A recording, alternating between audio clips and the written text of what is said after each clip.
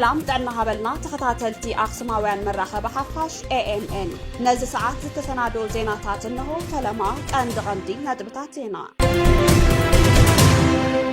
ትግራይ ናብ ዳግማይ መሪር ኩናት ከተኣቱ ትኽእል ያይሎም ኣይተጌታቸው ረዳ ኣብ ትግራይ ዳግማይ ኩናት ንምውላዕ ዝግበር ዘሎ ዘይሓላፍነታዊ ፖለቲካዊ ጻውዒት ተቃውሞ ገጢምዎ ብትንታነ ክንደስሶ ኢና ጅለ ሕወሓት ኣብ አዲስ አበባ ሰራዊተለን ንምባሉ ፖለቲከኛ አብርሃ ደስታ አቃሊዖም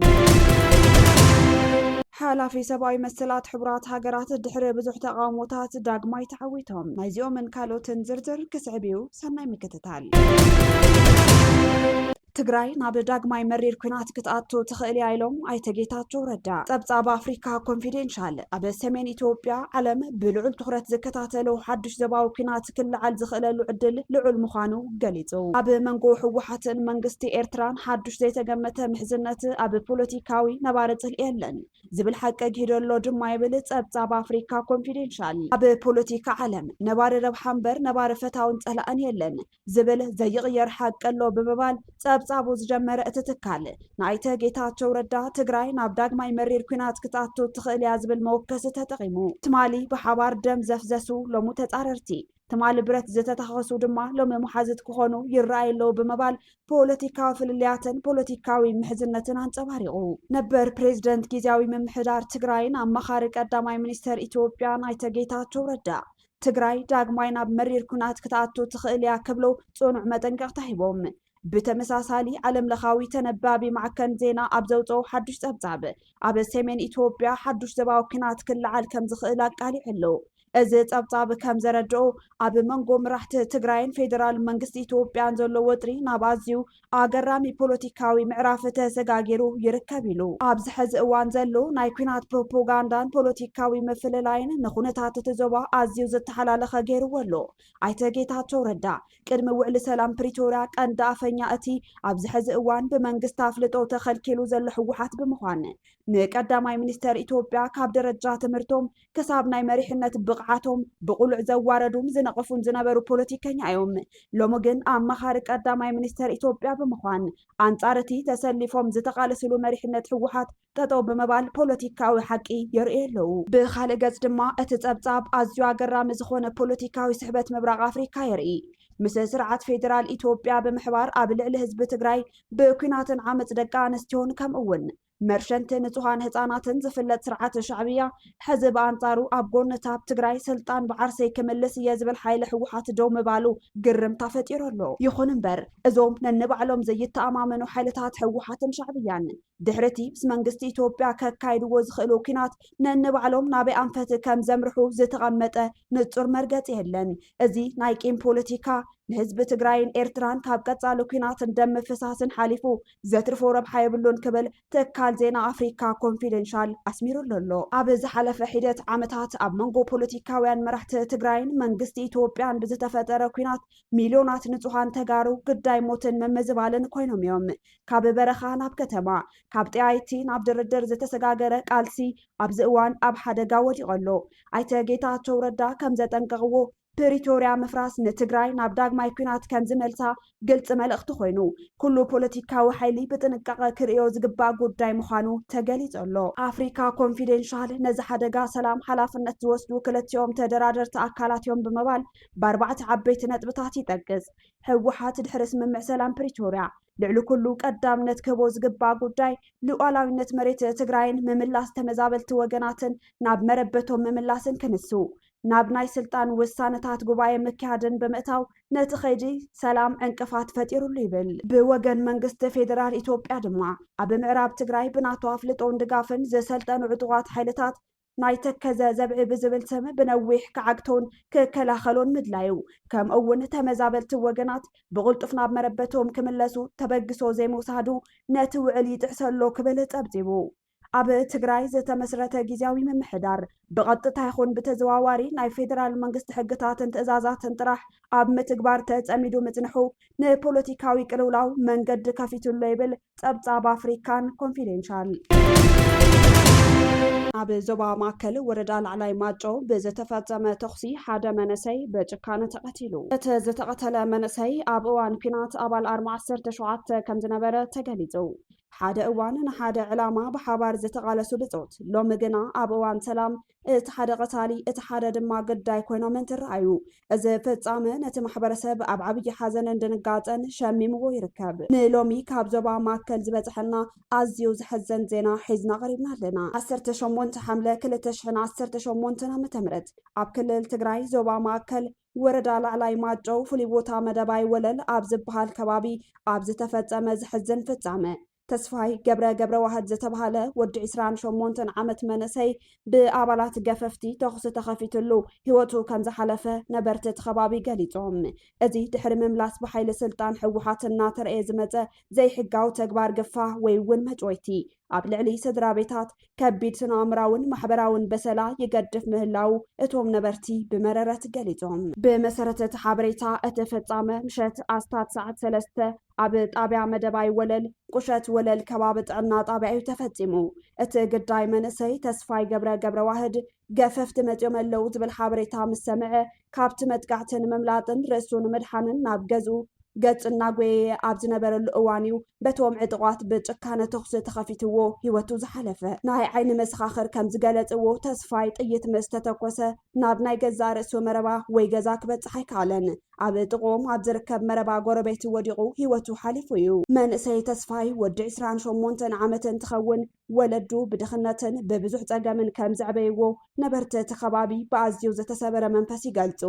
ነዚ ዜና ዝበለጸ ኣሕዛንን ኣደንፃውን ዝገብሮ ድማ ታሪክ ናይቶም ቀተልትን ናይቲ ግዳይን እዩ መንእሰይ ተስፋይ ኣብቲ ዝሓለፈ ከቢድ እዋን ኩናት ትግራይ ኣባል ኣርማ 17 ኮይኑ ህይወቱን መስዋዕቲ ኣሕሊፉ ዝሃበ ነበር ተጋዳላይ ነይሩ ይኹን እምበር ነዚ ንኡስ መንእሰይ ብዘስካሕክሕ ኩነታት ተኩሶም ዝቐተልዎ ኣካላት እውን ብተመሳሳሊ ናይ ቀደም ብጾቱ ዝነበሩ ኣባላት ኣርማ 17 ምዃኖም እቶም ምንጭታትና ኣረጋጊጾም ኣለው ብሓባር ደም ዝተፋሰሰሉን መከራ ዝሕለፍሉን ሰራዊት ሎሚ ብከምዚ ዓይነት ዘይሕጋዊ ትእዛዝ ስርዓት ብሓይሊ ስልጣን ዝባሓተ ጉጅለ ሕወሓት ስጉምቲ ኣብ ልዕሊ ተጋሩ ዓርሰ ምትልላቅ ክፍጸም ይገብር ኣሎ ኣብ ዝኾነ ይኹን ሕብረተሰብ ውሕስነት ሰላምን ድሕንነት ዜጋታትን ቀዳማይ ቦታ ዝወሃቦ ጉዳይ እዩ ህዝቢ ትግራይ ግን ኣይኮነን ዶ ናይ ሕጊ ከለላ ክረክብን ሰላም ከስተማቕርን ኣብ ዝተፈላለዩ ከባብታት ዝረኣዩ ዘይሕጋዊ ተርእዮታት ገፈፍቲ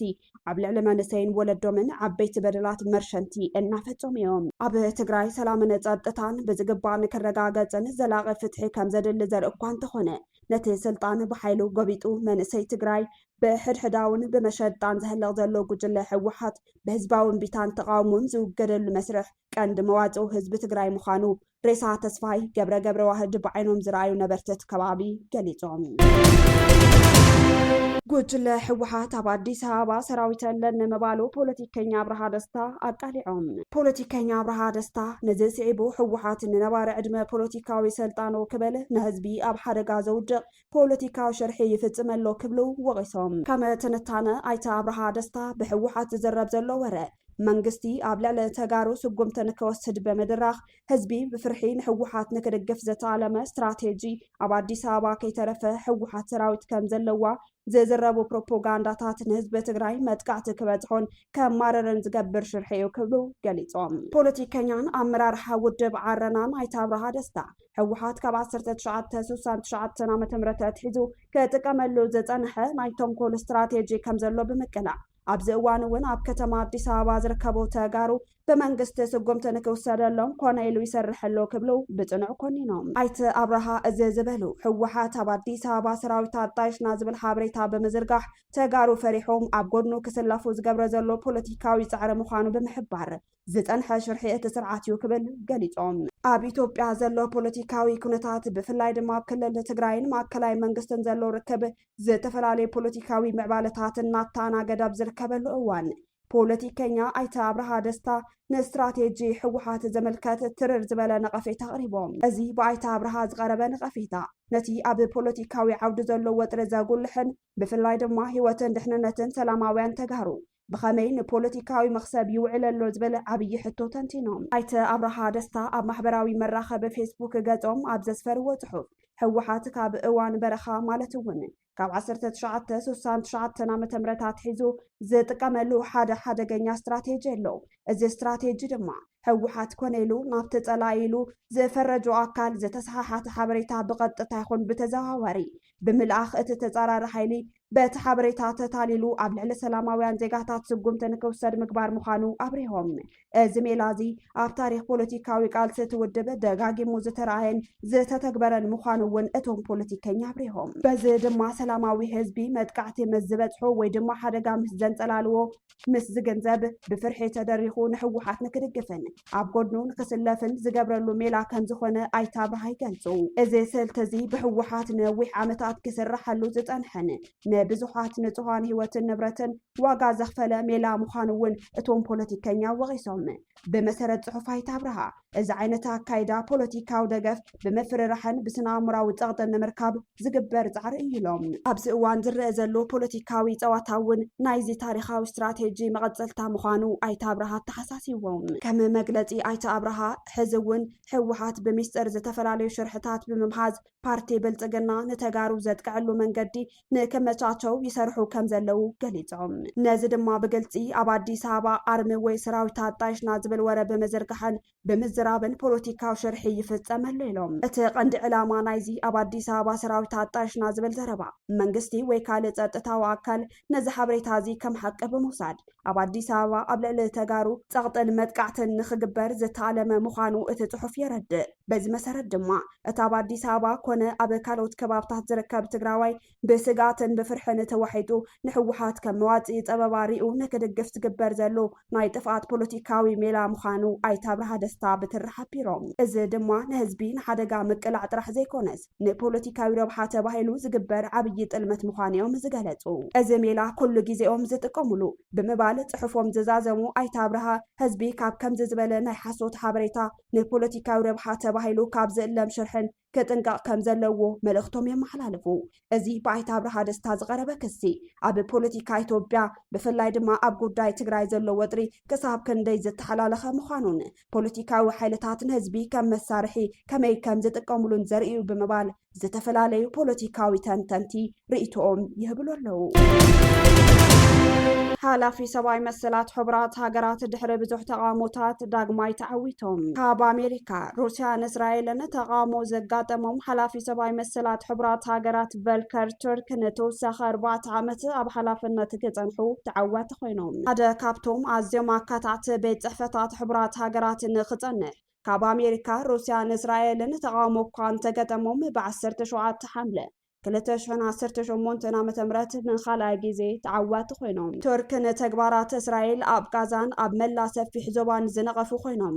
መንግስቲ እስራኤል ንዝፈጸሞ ዝኾነ ይኹን ገሰት ሰብኣዊ መሰላት እቲ ሃገር ተሓታቲት እያ ክብሎ ከም ዝስምዑ ጸብጻብ ዓረብ ኒውስ የረድእ። ኣባል ሃገራት ሕቡራት ሃገራት 17 ሓምለ ኣብ ዝሃበኦ ድምፂ 144 ናይ ድጋፍ 10 ተቃውሞ ከምኡውን 13 ድምፂ ካብ ምሃብ ተቆጢበን። ልኡኽ ሕብረት ኣውሮፓ ኣብ ሕቡራት ሃገራት ዳግማይ ምሻም ቱርክ ብሓጎስ ብምቕባል ምስ ቤት ጽሕፈቱ ኣብ መላእ ዓለም ሰብኣዊ መሰላት ንምድንፋዕን ንምሕላውን ክሰርሕ ምዃኑ ቃልኣት እዩ። ኣብ መወዳእታ ብትንታነና ብንሪኦ ዛዕባ ክነብለኩም። ኣብ ትግራይ ዳግማይ ኩናት ንምውላዕ ዝግበር ዘሎ ዘይሓላፍነታዊ ፖለቲካዊ ፃውዒት ተቃውሞ ገጢምዎ። ኩናት ዕንወት እምበር ንማንም ዝህቦ ትርፊ የብሉን ክብሉ ዝተፈላለዩ ወገናት ዘለዎም ስክርታታትን ሻቁለትን ይገልጹ ኣለዉ። ካብ ዝሓለፈ ታሪኻዊ ጌጎኦም ዘይተምሃሩ ኣካላት ነቲ ሰላም ዝደሊ ህዝቢ ካብ ምህዋህ ክቕጠቡ ብትሪ ፃውዒት ቀሪቡ። ኩናት ወሊዕኻን ኣሽሓት ንጹሃን ዜጋታት ኣሰዊኻን ናብ ማዕዲ ዘረረብ ድሕሪ ብዙሕ ዕንወት ካብ ምምጻእ ቅድሚ ዕንወት ሰላም ምሕራይ ስለምንታይ ይንጸግ? ሎሚ ብዛዕባ እቲ ኣብዚ እዋን ኣብ ትግራይ ዳግማይ ኩናት ንምውላዕ ዝስማዕ ዘሎ ዘስግእ ፖለቲካዊ ዲስኩርን ነዚ ስዒቡ ብወገን ሰላም ዝደሊ ህዝቢ ዝቐርብ ዘሎ ናይ መጠንቀቕታ መልእኽትታትን ብሰፊሑ ብዝርዝር ክንደስሶ ኢና። ተንተንቲ ፖለቲካ ዝህብዎ ዘለው ርእይቶ ኣብ ትግራይ ዳግማይ ናይ ኩናት ነጋሪት ዝሃርሙ ዘለው ኣካላት ካብ ተቐዲሙ ዝነበረ ዕዕናውን ደማውን ኩናት ዋላ ሓንቲ ዘይተምሃሩ ምዃኖም ብምግላጽ ህዝብ ትግራይ ሰላም እንበር ካልእ ኩናት ከም ዘይደሊ ዘነጽር ብርቱዕ መልእኽትና ተመሓላለፈ ይርከብ እዚ ጻውዒት እቶም ኩናት ዝደልዩ አካላት ካብ ሓሳቦም ዕረፍቲ ክገብሩን ነቲ ብኩናት ዝደኸመ ህዝቢ ካብ ምህዋህ ክቁጠቡን ብትሪ ነቕፉ ኩናትን ህዝብን ዓድን ዘጥፍእ ኣብ መወዳእታ ድማ ምንም ዓይነት ረብሓን ትርፍን ዘይርከቦ ዕናው ተርእዮ እዩ ኣብዘን ዝሓለፋ መዓልታት ካብ ትግራይ ዝወፁ ዘለው ሪፖርትታት ከም ዘመላኸትዎ ብፍላይ ኣብ 72 ጉባኤ ጽንተት ዘተኻየደለን ከተማታት ትግራይ ጉጅለ ህወሓት ኩናት ጥራይ ክስዕር ዝብል ናይ ልፍንቲ ሓይልታት ተስፋን ኣብ ቅድሚ ህዝቢ ክድስኩር ተሰሚዑ ቀኒየሎ ይኹን እምበር ዝኾነ ይኹን ፖለቲካዊ ሓይሊ ኩናት ወሊዑ ብዙሕ መስከሰረ ብፍላይ ድማ ነቶም ኣገዲዱ ናብ ኩናት ዘእተዎም ንጹሃን መንእሰያትን ዜጋታትን ገሊኦም ምሰሰውአ ገሊኦም ድማ ኣካሎም ክጎድሉን ንዘለዓለም ስንኩላን ክኾኑን ምስ ገበረ ድሕሪኡ ናብ ዝርርብን ሰላማዊ ድርድርን ምምጻእ ፍጹም ጌጋ ምዃኑ ዝገለጹ እቶም ፖለቲከኛታት ካብ ሕሉፍ ናይ ሓፂር እዋን ጽንተታዊ ኩናት ትግራይ ህወሓት ዋላ ይመሃር ክመሃረሉ ዘለዎ ጉዳይ መላምል መንእሰይ ሰንኪሎም ኣብ ማእከላት መሐከሚ ቁስሎም ዝጸርገሎም ሲኢኖም ደርቢው ከብቅዕ እንደገና ሕዚ ኩሉ መንእሰይ ይጋደል ብኩሉ አንፈት ሓገዝ ተለውና እዮም ከንስዕሪና ክብልን ህዝቢ ከጨንቕን ይረአሎ ክብሉ ገሊጾም ከምዚ ዓይነት ስጉምቲ ካብ መጀመርትኡ ናብ ኩናት ዘይምእታውን ብሰላማዊ መንገዲ ፍልልያት ምፍታሕን ከም ዝምረጽ እዮም እቶም ወገናት ዝገለጹ እዚ ድማ ነቲ ኣብ ቀረባ እዋን ኣብ ትግራይ ዝተኻየደ ደማዊ ኩናት ብምዝካር እቲ ክሳራ ክሳብ ክንደይ ከቢድን ታሪክ ዘይርስዑ በሰላ ዝገለፈን ከም ዝነበረ ዘዘኻኽር ፖለቲካዊ ሓሳቦም ለጊሶም ብተወሳኺ እቲ ሕዚ ክጅመር ዝሕሰብ ዘሎን ብገሊኦም አካላት ንሕና ክንመርሑ ኢና እናተባሃለ ብዙሕ ዝፍከረሉ ዘሎ ኩናት ብዓብዩ ኣብ መንጎ ህዝቢ ተቐባልነት ሲኢኑ ይርከብ ተንተንቲ ጉዳያት እዋናዊ ፖለቲካን ማሕበራዊ ተንቀሳቐስትን ከም ዝሕብርዎ እቶም ነዚ ሓዱሽ ኩናት ክመርሑ ዝፍክሩ ዘለው ሰባት ትማልን ብቅድሚ ትማልን ኣብ ዝተኻየደ ኩናት ዝኸሰሩ ከምኡውን ካብ ዝፈጸምዎ ጌጋ ክመሃሩ ዘይከኣሉ ናይ ኣእምሮ ነዳያን ክብሉ ብትሪ ነቕፍዎም ሓደ ፖለቲካዊ መራሒ ይኹን ወታደራዊ ኣዛዚ ካብ ዝሓለፈ ጌግኡ ዘይመሃር እንተኾይኑ ንህዝቢ ናብ ዝበኣሰ ደልሃመትን ማዕለያ ዘይብሉ ስቃይን ከእትዎ ከም ዝኽእል እቶም ፖለቲከኛታት ብሰፊሑ የብርሁ እዚ ድማ ኣብቲ ሕብረተሰብ ዘሎ ናይ ምምራርን ተስፋ ምቑራፅን ስምዒት ብንጹር ዘርኢ እዩ እዚ ኩሉ ፖለቲካዊ ዋዕዋዕታ እናኾነ ኣብ ዘለሉ እዋን እቲ ዝበዝሕ ሰላም ዝደሊ ህዝቢ ዘለዎ መርገፂ ኣዝዩ ንጹር ምዃኑ ኣብ ዝተፈላለዩ መድረኻትን እናገለጸ መጺኡን ብሰልፍታት ሰላምን ገሊጽዎ እዩ ኩናት ኣይጠቅምን እሞ ዕረፉ ዝብል ጭርሖ ኣብ ማሕበራዊ ሚድያታትን ዝተፈላለዩ መድረኻትን ብሰፊሑ ይቃልሕ ኣሎ እዞም ኩናት ዝደልዩ ኣካላት መኽሰብ ናይ ኩናት ዕንወት ጥራሕ ምዃኑ ተረዲኦም ዘይዓርፉ እንተኾይኖም እንተወሓደ ነቲ ሰላም ብሂጉ ዘሎ መሊሱ ናብ ኩናት ክኣቱ ዝገብር ዘሎ ጎስጓስን ቢታ ከስምዕን ዓርሱ ናይ ምንባር ባህጉ ከጣጥሕን ኢዶም እዚ ርእቶ ፖለቲከኛታት እዚ ኣብዚ እዋን እዚ መውፁ ኣዝዩ ኣገዳሲ ዝገብሮ ሓደ ዓብይ ጉዳይ ኣሎ ህዝቢ ትግራይ ግዳይ ናይቲ ዝሓለፈ ዘስካሕኩሕ ኩናት ኮይኑ ቁጠባዊ ማሕበራውን ስነልቦናውን ከሳራታት ገና ኣብ ምሕዋይ ኣብ ዝርከበሉ እዋን ዝኾነ ይኹን ሓዱሽ ናይ ኩናት ወረ ንህዝቢ ዓብይ ስጋትን ራዕድን እዩ ዝፈጥር ስለዝኾነ ፖለቲካዊ ፍልልያት ብሰላማውን ዲሞክራሲያውን መንገዲ ክፍትሑን ንሂወት መንእሰያት ብኸንቱ ኣብ ሓደጋ ካብ መውዳቅ ከድሕኑን ኩሉ ግዱስ ኣካል ብፍላይ ድማ ማሕበረሰብ ዓለምን ሰላም ዝደልዩ ዜጋታትን ግድኡ ክፃወት ከም ዘለዎ ፀዊዖም ኣብ መወዳእታ ድማ ሰላም ንትግራይ ዝብል ጽኑዕ መርገጽ ተታሒዙ እቲ ህዝቢ ናብ ድቡር ናብርኡ ክምለስን ዝኾነ ይኹን ናይ ኩናት ጻውዒት ከተርፍን ኩሉ ብሓባር ደው ክብል መልእኽቲ ቀሪቡ ካብ ኣኽሱማውያን መራኸቢ ሓፋሽ ናይዚ ሰዓት ዜናታት ክትከታተሉ ጸኒሕኩም ንምክትታልኩም ነመስገን ምስ ዝተረፉ መደባትና ሰናይ ግዜ